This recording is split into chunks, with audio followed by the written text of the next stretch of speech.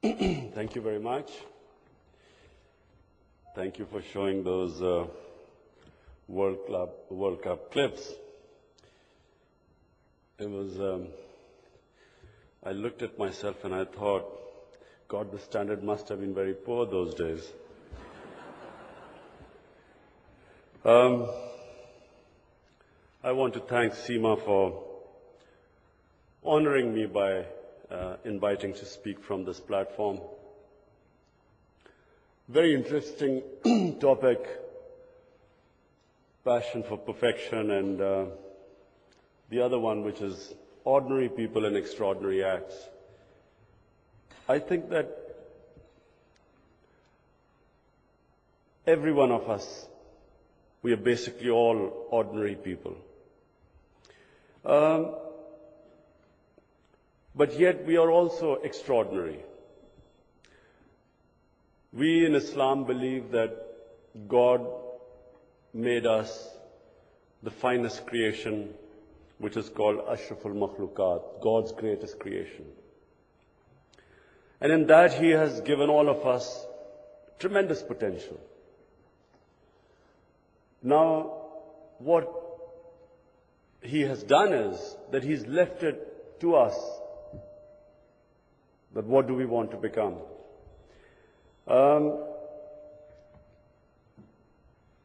The problem with human beings is that they put limits on their own potential.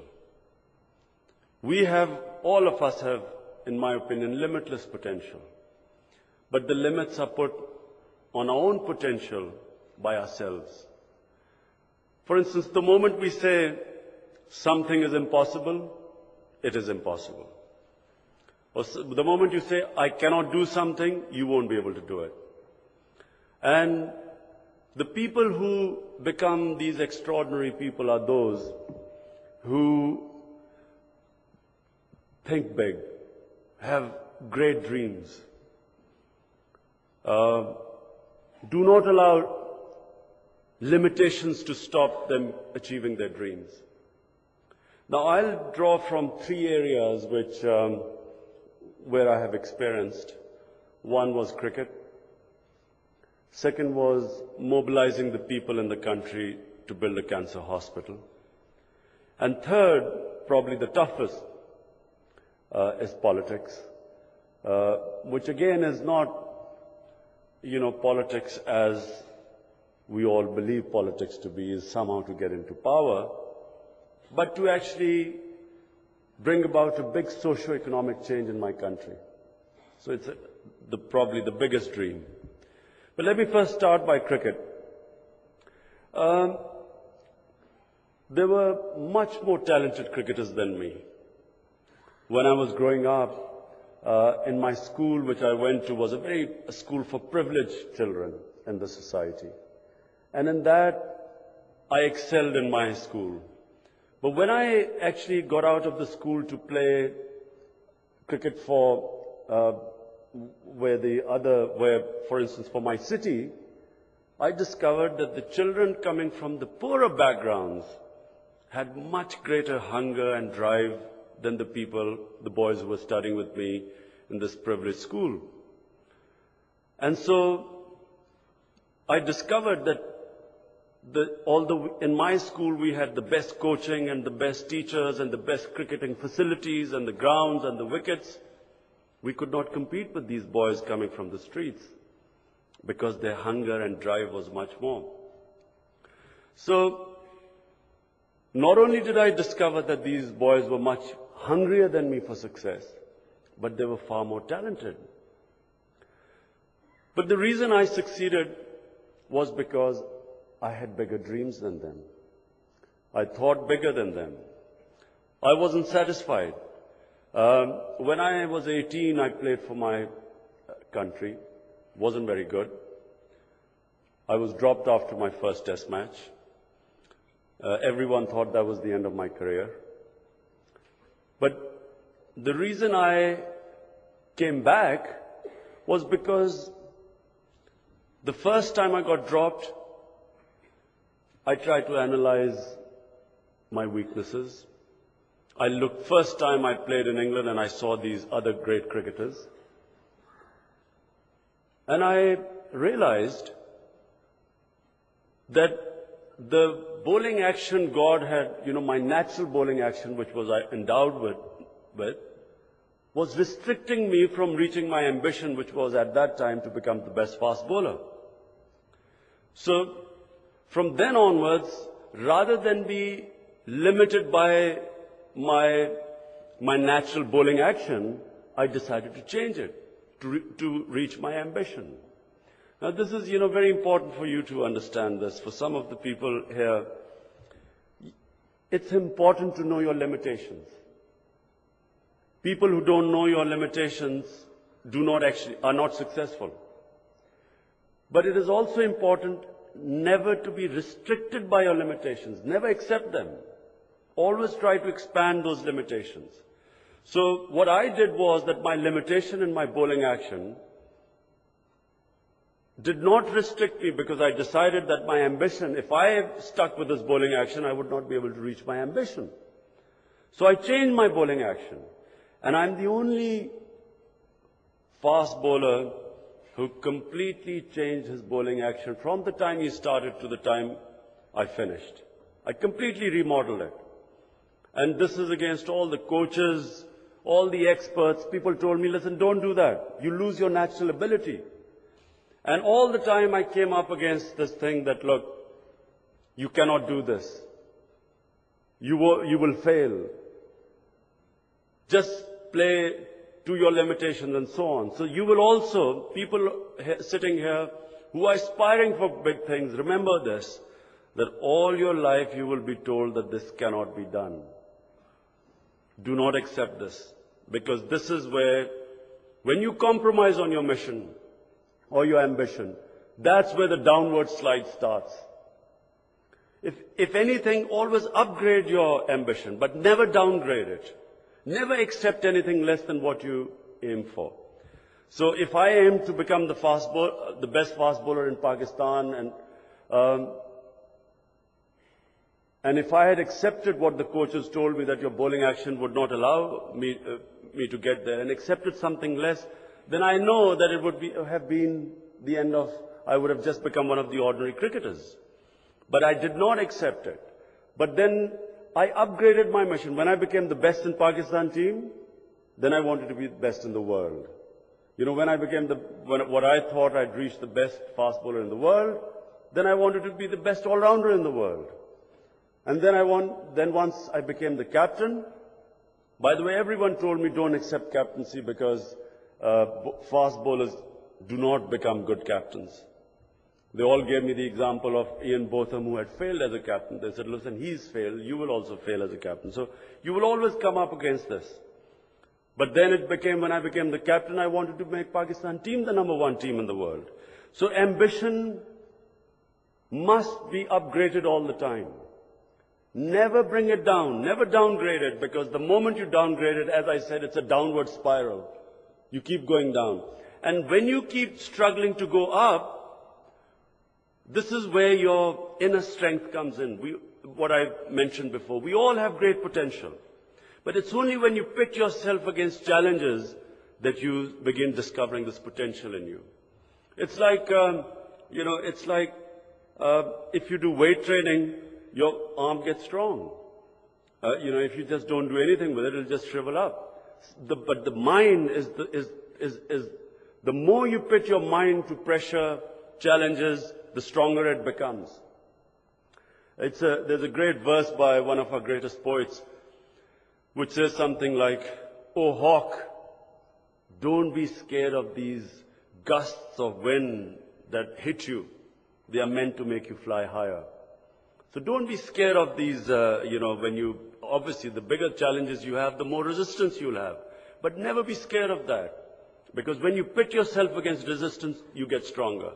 So my action, my body wasn't equipped to be that of a fast bowler. But the more I tried and the more I struggled towards it, my body got stronger. And similarly, much more, of course, is the case with the mind. Then when I became the captain, I had these ambitions that I wanted Pakistan to be the best team. Now that ambition must take precedence over everything else. You should be able to, if you cannot for any reason, any impediment in that way of your ambition, you must be able to, whatever it takes, you should be able to sacrifice for that. And so I'm the only captain, and that's the reason I was successful. I'm the only captain who twice resigned because the selectors did not give me the team I wanted to win. So my ambition was to be the best, make Pakistan the best team. When I realized that I wasn't getting the best team, for me to achieve that ambition, I was willing to resign rather than stay the captain. So this is also very important that you must, do not let anything get in the way of your ambition. Compromise for your vision, but never compromise on your vision.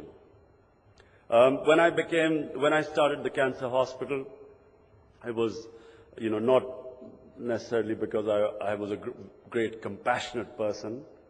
It just happened, a tragedy in my life, that my mother died a very painful death of cancer.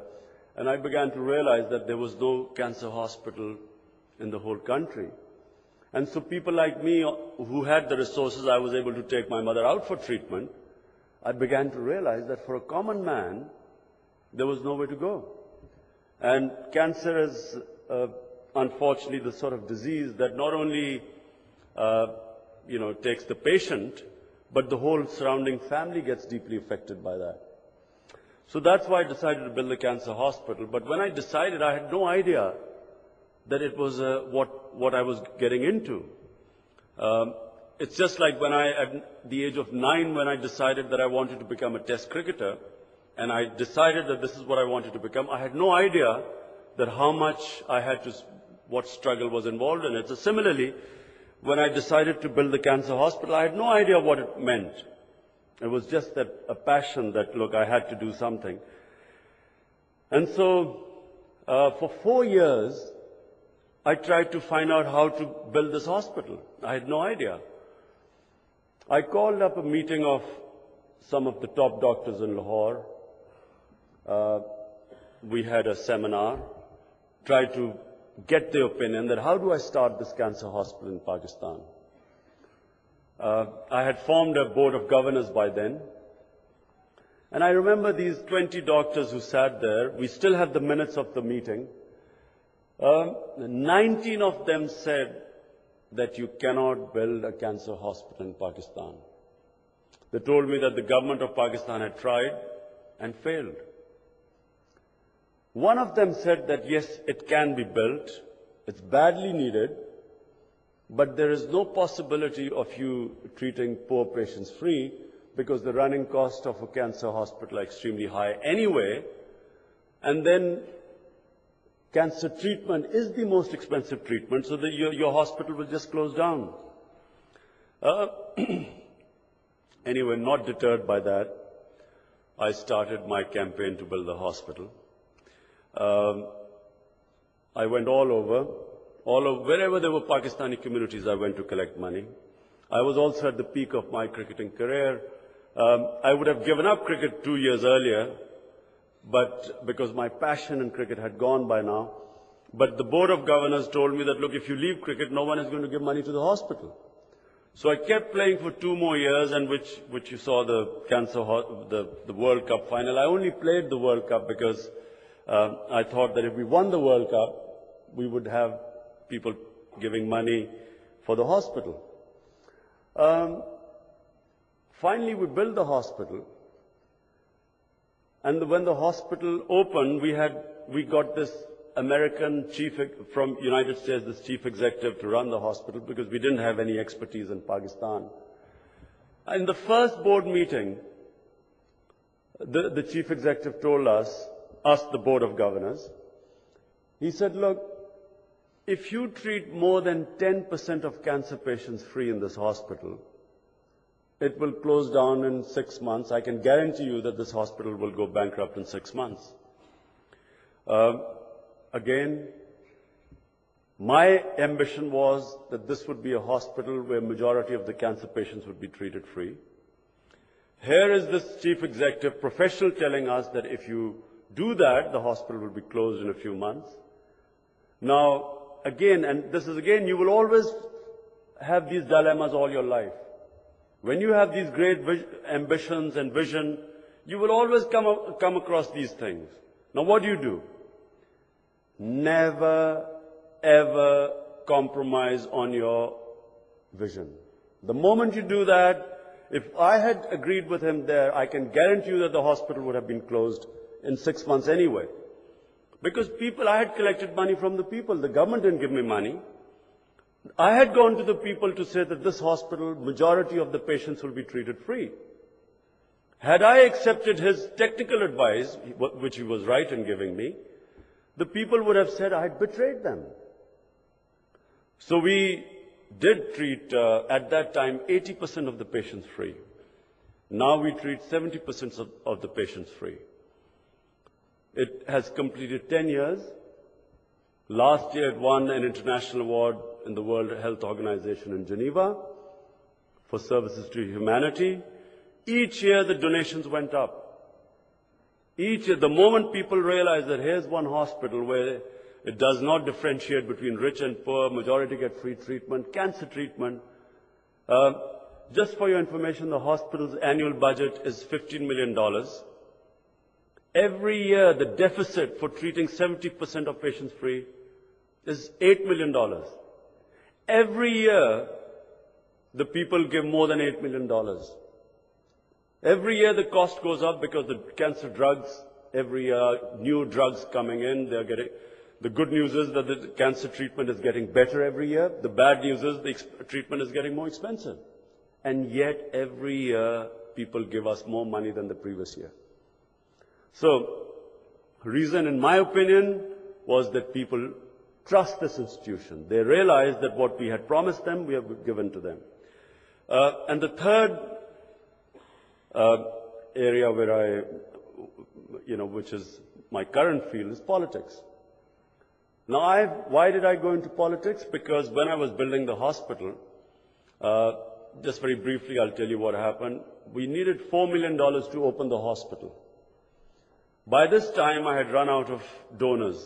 People were sick of me because I had hit the same people over and over again. Whenever they used to look at my face, they would hide. I would go to the offices, they would say, don't tell him we are not in, and so on. And so I was stuck. I needed $4 million to open the hospital. So what I decided to do was to start from the north of Pakistan. In 6 weeks, I toured 29 cities in the country. I went into this open van, had a huge collection box there, and for 29 days, in 6 weeks, 29 cities I traveled from one city to the other. And not only, in fact, instead of $4 million, I collected $5 million. But what had happened was that it changed me. I began to realize that the people with money, bank balance has nothing to do with generosity. The common people who actually had nothing gave a large proportion of their money to the hospital. People with nothing, vendors, tea boys, the driver who was driving me, they'd take money out and put it in the box. I would be watching, when I would be going into a street, I would announce that I'm coming in these areas to collect money. So as the van would come, I would be watching people. The moment they would see it, they'd just put their hand in their pocket. Whatever they had, they would put it in the box. So I realized that, the people in the country, the problem with my country was not the common people, the masses. The problem was the elite. And the reason why most of the third world is what it is because the ruling elite puts itself above law and deprives the ordinary people of any justice. So I decided to form my political party called Movement for Justice. The objectives were very straightforward: to have the rule of law in the country, where the weak and the powerful were equal in the eyes of law. Now this, in my opinion, no society in the history of mankind has ever progressed which does not have the rule of law. The reason why the third world is third world is because we have very poor rule of law. Our elites can do whatever they want and they get away with it, and the common man, the small man, the small and medium industry, they're all deprived of justice. So I launched my party, and naturally when you are fighting for rule of law, you hit the entrenched vested interest. Who do you hit? People who are benefiting from the system, who are benefiting from the system where there is no rule of law, who can buy justice. So you are actually hitting the most powerful elite in your country. Now remember that most of them are my friends who knew me, everything. So the moment I launched my party, I immediately became a pariah. And then, of course, when I had huge crowds attending my rallies, they got a bit scared. So what does the mafia do? Either they try and eliminate you or they try and make you join them. So I was offered, my party was only 5 months, and I was offered to become part of the ruling coalition, to join government. And then again, later on, that was the first election. We were only 5 months, and it was incredible that a 5-month-old party would be offered 30 seats in parliament and a house of 270. And then the next, of course, we refused. I had no problems in refusing, not because I had an elevated opinion of myself and I thought that, I was a popular cricketer and I'd built a hospital and people would make me the Prime Minister. Because my degree in university was politics. I understood Pakistani politics, and I understood that there was no question of me winning pitted against entrenched political families who had controlled the country. But because I realized that the moment I joined them, that would be the end of my mission, my vision. So it would have compromised my vision. So I refused, and my party got wiped out in the elections. Then again, I began to build the party up. The next election, of course, then General Musharraf took over.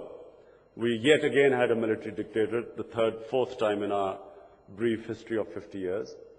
But he appeared to me a very rational man, and he made all the right noises, said he wanted to get rid of sham democracy and bring in real democracy, so I supported him. But then, 3 months before the elections, he formed his own party, and he wanted me to become part of, my party to become part of that coalition. And when I discovered that joining his coalition meant joining the biggest crooks in the country, I refused. And bear in mind now that he then offered me the Prime Ministership. Now, I would have been his Prime Minister, had I joined his coalition. A lot of people have told me since then why didn't you join him? You could have become the Prime Minister, and from there you could have fixed things.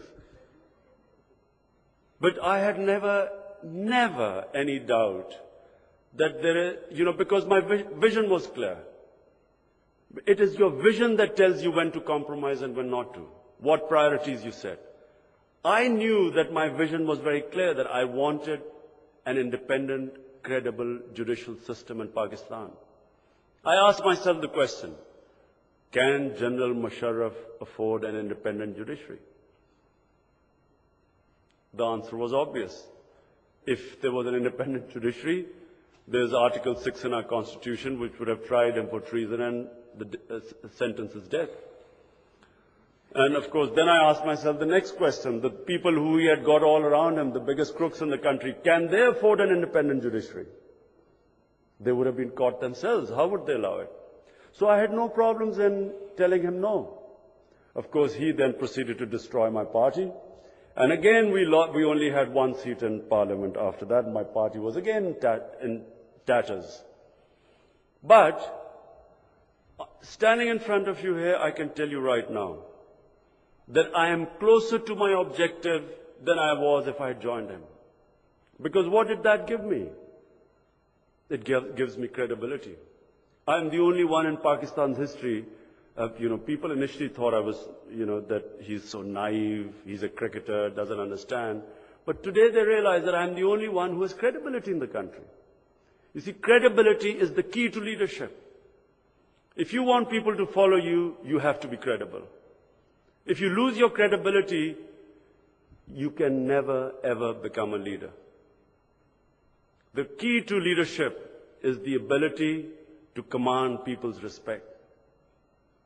People will never respect you if you're not credible. The second, apart from having a vision, there are four things I was going to talk about. One is vision. Second is the most important thing why people do not achieve their ambition is the fear of failure. People are petrified of failure. Why don't they try something? They're scared that they'll fail. Why don't they try something? Because people will laugh at them. This is another big thing. People are petrified that, what will other people say? Now, to all of you, I'll tell you this. Never, ever be worried about what people say. It is the biggest trap. It is the biggest prison.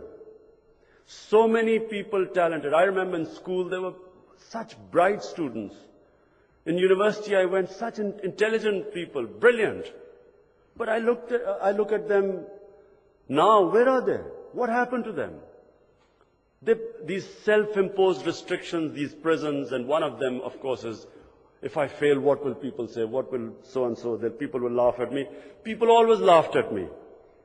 When I was a cricketer, everyone, when I was 18-year-old playing, obviously I wasn't good enough. And I remember playing my first test match. I got very excited, and I couldn't bowl straight. So it was going all over the place.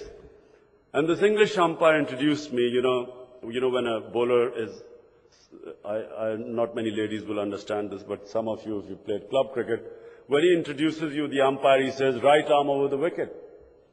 So this English umpire introduces me, he says, right arm over the wicket, anywhere. Similarly, later on, there was no dearth of this. I always had people making fun of me. When I was building the hospital, I had these doctors. Again, I was trying to sort of rally doctors with me. And I remember in England there were Pakistani doctors who I had invited to this dinner, and I was giving them this passionate plea about this hospital. And this one smart doctor started questioning about, so how many people in the outpatient, and what bone marrow transplant, and what you'll this, knowing perfectly well that I'm not a doctor. How would I know these things? So soon, he successfully tried to make fun of me.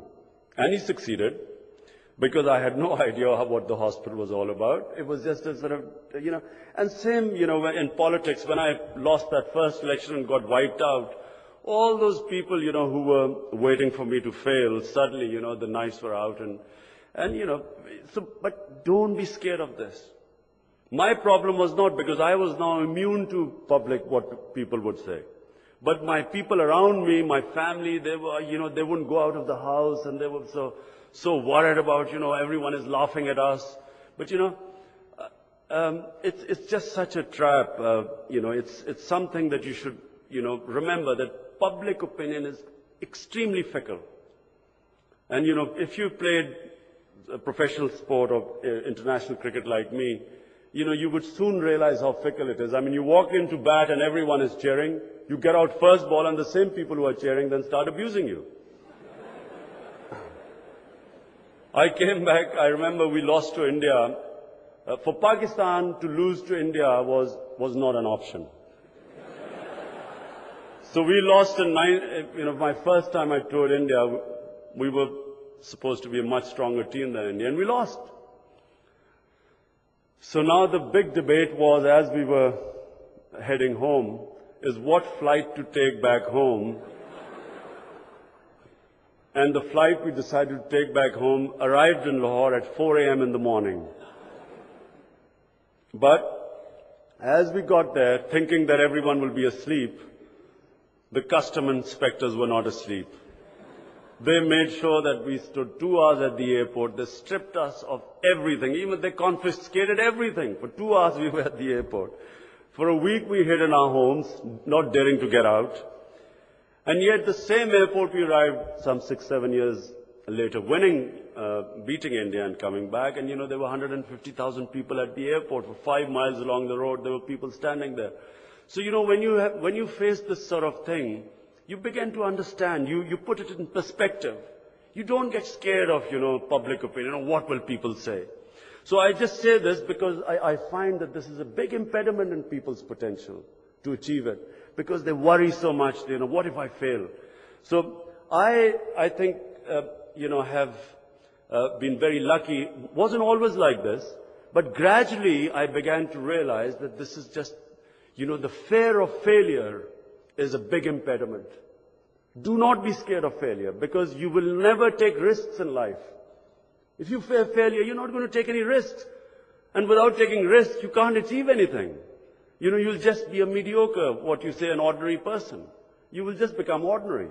So to be extraordinary, you must be prepared to take risks, take challenges. And remember, failure is the greatest teacher ever. It teaches you more than winning. When you win, there's a lot of backslapping going on and you just forget that the mistakes you've made. But when you lose, your mistakes stare you in the face. You have to come to terms with it. Crisis is at times the best thing that can happen to you. It teaches you. You learn from it. But you must have the ability to analyze it. You must have the ability to analyze your failure. Now this is the catch. Sometimes when people fail, they lose self-confidence. They are overcritical. Even their good points are sort of washed away because they just lose self-belief. And so the danger is that you can get demoralized and lose all self-belief when you fail. But if you can put things in perspective and analyze your failure properly, and then work at it, you come back always much stronger. So do not ever worry about failure, because, it is something that, it's something that out of fear, like I'll never forget one of our greatest cricketers, the most talented cricketer. I don't know whether you've heard of, someone would have heard here of Zahir Abbas, one of the finest, naturally gifted. Someone God had just given this gift of timing. Incredible player. But he never achieved his potential. Main reason was that before going into a match, he was petrified of failing. So when you're scared of failure, you just don't know how to win. You lose that killer instinct.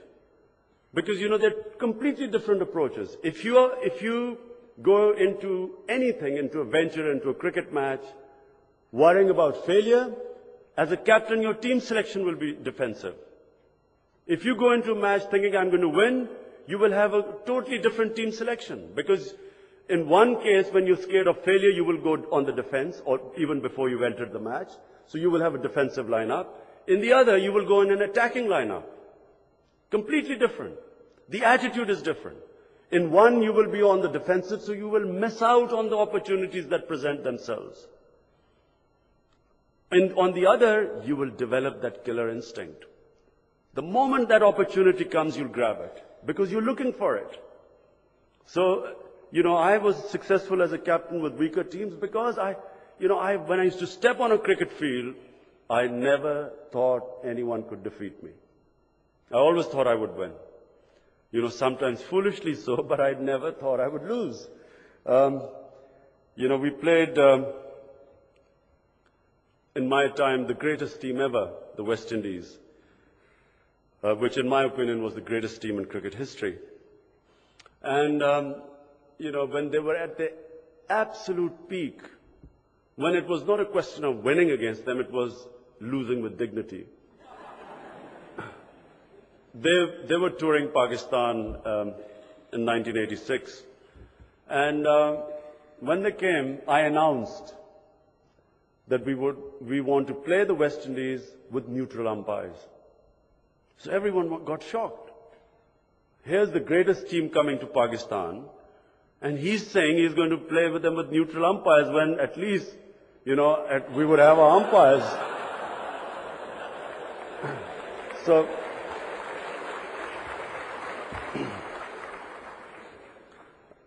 when I announced, I said, look, when we beat them, we don't want them to talk about our umpires.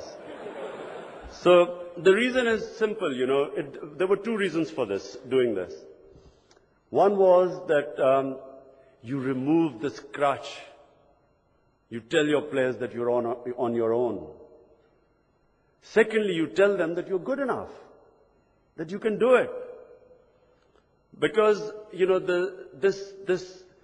because remember, most of sports, anything in life, almost, if half of it is technique and talent, the other half is temperament, your mind. How do you deal with these things? So it's your approach. So when we played them, we created shock in the cricketing world. We beat them. Of course, they again beat us, and we ended up drawing the series. But the fact that, with neutral umpires, suddenly here is a team, you made an impact all over the world of cricket. This is very important. That if you fear failure, you will be negative. If you look to succeed and success, you will be positive. You will approach it differently. Your mind will be different. Your little players, who are not very good will play beyond themselves. Because all of us, remember, my central thesis is that all of us have tremendous potential in us. But it's a question of getting it out. So when you tell someone that you can do it, then they play beyond themselves. When you already approach a team, I never forget, I'll just give you one more cricketing example before I go on to the next thing. We were playing Australia. This is when Kerry Packer's revolution had taken place, and the whole Australian team had been banned, and the Australians played a second team against us. Now, there was no match between us and the Australian team. We won the first test match. There were only 2 test matches. And in the second test match, our captain, before the match, gives us a speech that, look, now remember, whatever happens, we don't want to lose this match because we already won match up. Guess what happened? We lost it. Against a B team. Here we were, much superior, having won 1 test match, and the captain gives a speech, under no circumstances must we lose the match, and you lose it.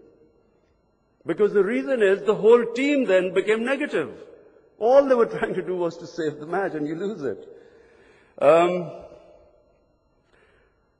this is one of the most wonderful sayings of Robert Frost, that, to take the path less trodden upon, and that's what makes the difference.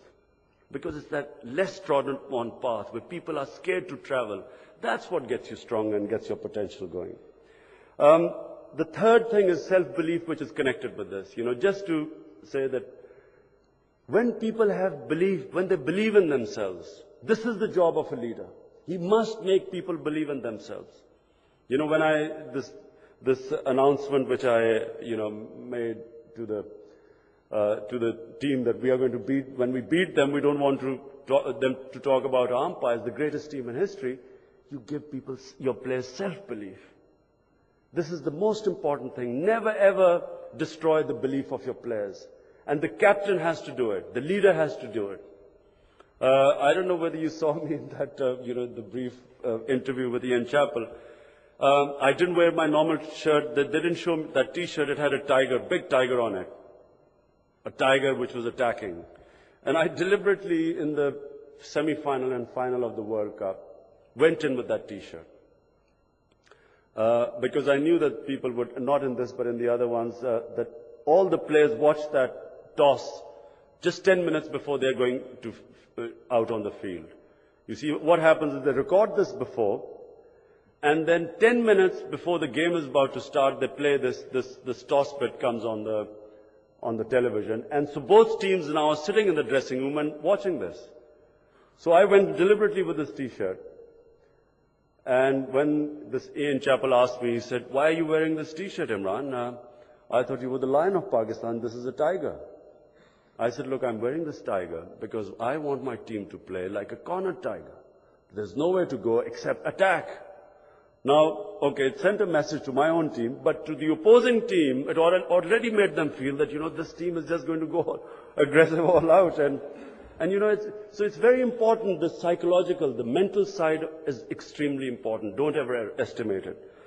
I'll give you an example, just one incident what once happened to me. Just India, Pakistan were playing in Sharjah. Sharjah used to be like war. Half the crowd was Indian and half the crowd was Pakistani. You never have a situation like that on a cricket ground. And, the crowd was at it, it was just the most tense atmosphere you can imagine at a cricket match. And we, of course, regularly used to thrash India there. This particular time, I went to this dinner before the match, final between India and Pakistan, convinced that we would win comfortably.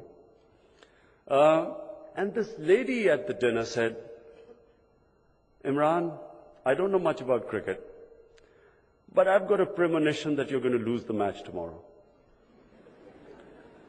So I said, "Listen, don't be stupid. We'll beat them very easily," so on. She said, "Look, I'm telling you this. I know nothing about cricket. Last time I had this feeling that you were going to win and you won. But this time, I have a feeling you're going to lose." So I went into the match, of course, not even thinking about what this lady had said. The match starts, and things just don't go our way. The Indian batsmen seem to have more luck than usual. The ball kept missing the wickets. The catches kept dropping right in front. And suddenly, I started thinking about what this woman had said that night before. And as the match went on, it seemed as if we were predestined to lose. And rather than thinking about how to get them out, my mind started thinking about this woman. That, she had said we were going to lose the match. Anyway, to cut a long story short, we eventually won on the last ball. But it made me realize that how important it is, not to ever have negative thoughts in the game, because your whole mind then starts thinking negatively. Suddenly you start thinking, rather than trying to concentrate on the match, I found I was concentrating on this woman's prophecy. So it's just very important to have that self-belief, and I was very fortunate that, and it doesn't come from day one. You develop it. You condition yourself. You believe in yourself. You never think of losing. You go into a match and you always have positive thoughts. And remember, the team never ever listens to what you say. They look at your body language. It's very important to understand this. I used to have this captain in Sussex where I used to be playing. And if there was a difficult situation, he would be saying, "All right, boys, let's go and get him." And when you used to look at his face, you could see that he didn't believe it himself. So how did he think we would believe it? You've got to yourself believe it, and then you can talk to the team and they'll believe you. But if you yourself are not convinced you're going to win, you're not going to convince the team even if you get the most Churchill-type speech. It makes no difference. You have to believe it yourself.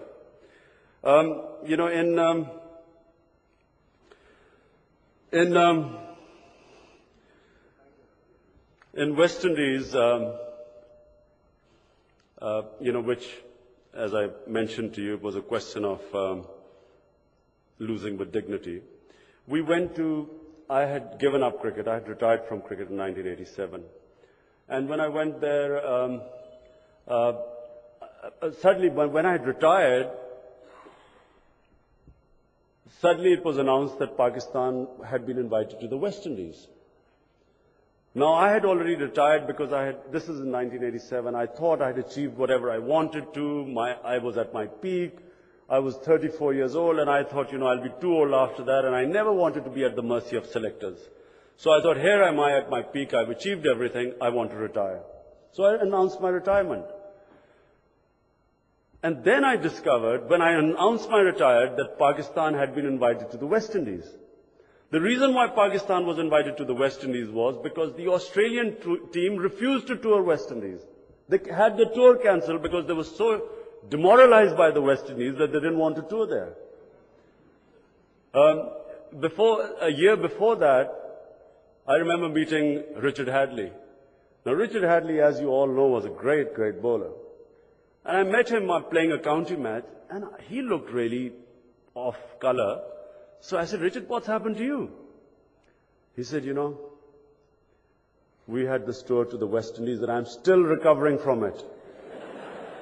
I mean, he was a bowler and he was recovering from it a year later. So you can't imagine. I mean, people cannot imagine what it was like to play against them. But anyway, I had retired, and suddenly, because the Australians had chickened out, they then invited Pakistan to tour West Indies. But I had retired. Anyway, General Zia gave me a way out. He had a banquet and asked me to come back for the sake of the team. Meanwhile, the team was refusing to go to the West Indies. The team had refused. Pakistan team had refused. They couldn't find a captain to captain the team in West Indies. So, of course, I came back. And I say this because, you know, it was the challenge that brought me back. The fact that it was the West Indies, you know, rather than thinking that we would be destroyed like everyone else, here was I thinking that imagine if we beat them, they are the number one team, we would become the greatest team in cricket history. So it was that, you know, so in the end, of course, thanks to the umpires there, those days there weren't neutral umpires, unfortunately, we still drew the series, which was the first time in 15 years a team did it. And a very poor team did it. I mean, compared to the man-to-man, we were a much weaker team. But I say this because, again, I reiterate that you are as big as the challenges you accept. Lastly, I just want to say about respect. How does a captain, a leader, command respect? The most important thing is integrity. If you do not have integrity, you will not command respect. You know, it's a contradiction in terms that someone who doesn't have integrity, the people will not follow him. Whether it's a leader, national leader, anyone, people must trust you. Secondly is, you have to lead by example. Do not expect your players to do, your team to do anything which you don't do yourself. There's no point, if I wanted my team to train, I had to train, I was ahead of them.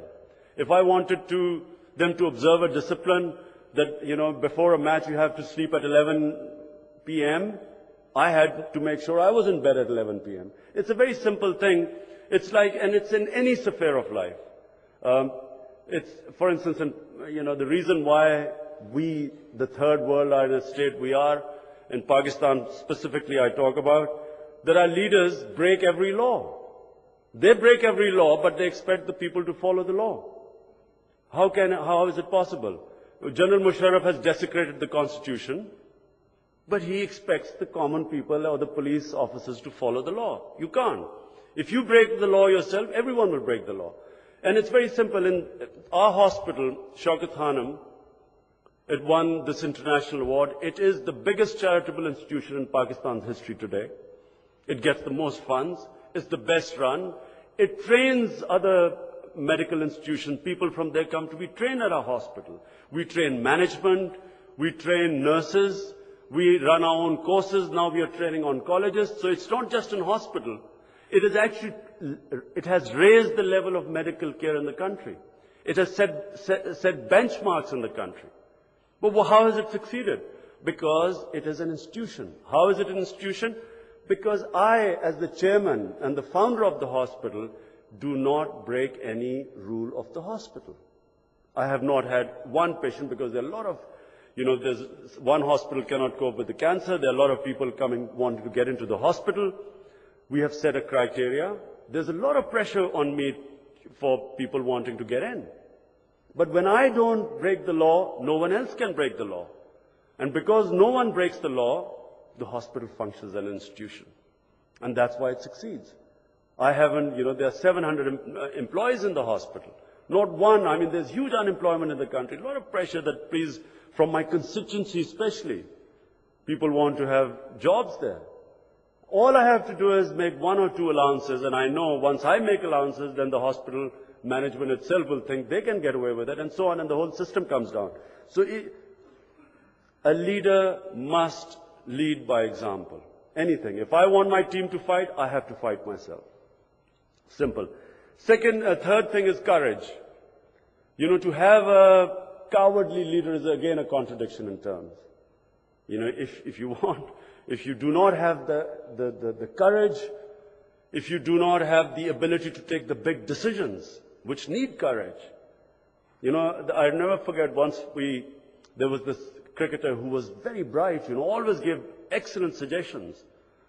We were junior at the time, and he always was, he would be talking to us and said, if you had done this and this, it would have been better, and, the bowling change was this.